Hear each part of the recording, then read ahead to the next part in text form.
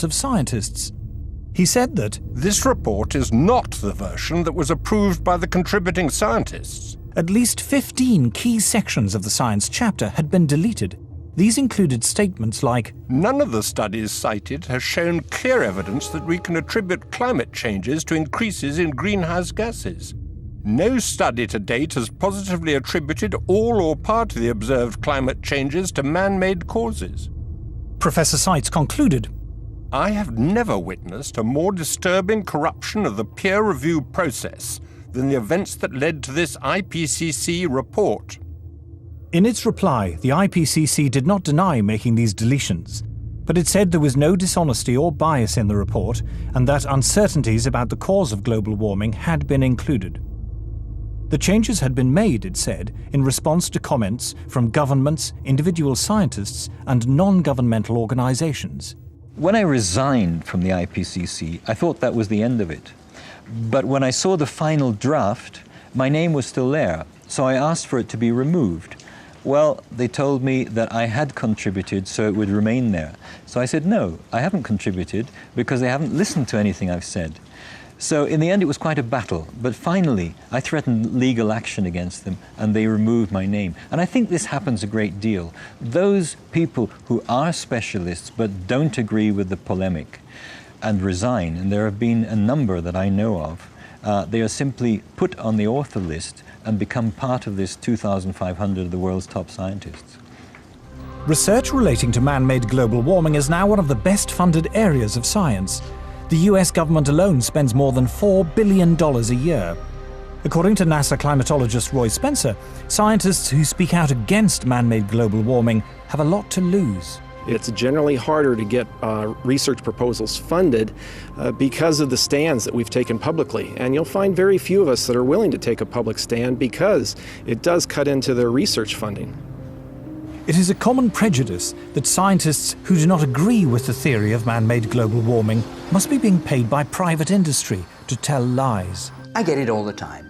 You must be in the pay of the multinationals. Sadly, like most of the scientists you'll talk to, I haven't seen a penny from the multinationals. I'm always accused of being paid by the oil and gas companies. I've never received a nickel from the oil and gas companies. I joke about I wish they would pay me, then I could afford their product. Whenever anybody says that I'm in the pay of an oil company, I say my bank manager would wish. There is almost no private sector investment in climatology. And yet, to be involved in any research project which involves an industry grant, no matter how small, can spell ruin to a scientist's reputation. Modern technology fueled by greenhouse gases. Patrick Michaels is Professor of Environmental Sciences at the University of Virginia. He was chair of the Committee on Applied Climatology at the American Meteorological Society, president of the American Association of State Climatologists, the author of 3 books on meteorology, and an author and reviewer on the UN's Intergovernmental Panel on Climate Change. But when he conducted research which was part funded by the coal industry, he found himself among those under attack from climate campaigners. British-based corporations are some of the worst climate criminals on the planet.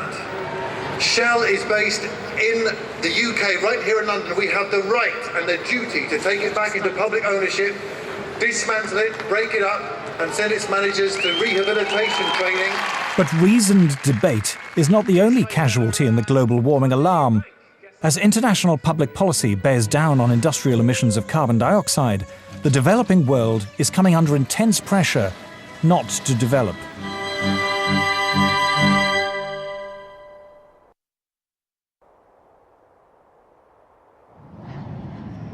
I'm no expert on climate change, I'm no scientist, and what I'm going to say next is a great big turn-off.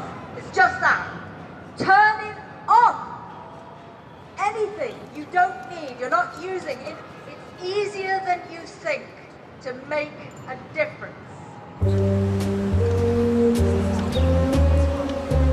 Delegates from around the world are flying into Nairobi for a conference sponsored by the UN to talk about global warming.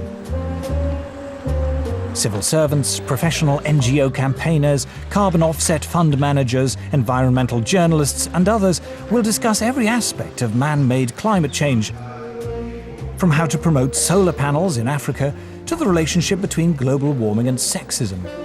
The conference lasts 10 days. The number of delegates exceeds 6,000. The billions of dollars invested in climate science means there is a huge constituency of people dependent upon those dollars. And they will want to see that carry forward. It happens in any bureaucracy. Where I live, we have a local council global warming officer. There's a huge tail out there of people who have, in one way or another, been recruited to join this particular bandwagon. Anybody who stands up and says, hey, wait a minute, let's look at this coolly and rationally and carefully and see actually how much merit, how much this stands up, they will be ostracized. Scientists, accustomed to the relative civility and obscurity of academic life, suddenly find themselves publicly attacked if they dare to challenge the theory of man-made global warming, vilified by campaign groups and even within their own universities. It's the old English saying, if you stand up in the coconut shy, they're going to throw at you. So I understand that there's going to be some of that, but it gets pretty difficult and pretty nasty and very personal. And there've been, death threats and all sorts of things. And so I'm not doing it for my health. These days, if you are skeptical about the litany around climate change, you're suddenly like as if you're a Holocaust denier. The environmental movement, really, it is a political activist movement. And they have become hugely influential at a global level. And every politician is aware of that today. Whether you're on the left, in the middle, or the right, you have to pay homage to the environment. In the past month, the global warming campaign has won a great victory. The United States government, once a bastion of resistance, has succumbed. George Bush is now an ally.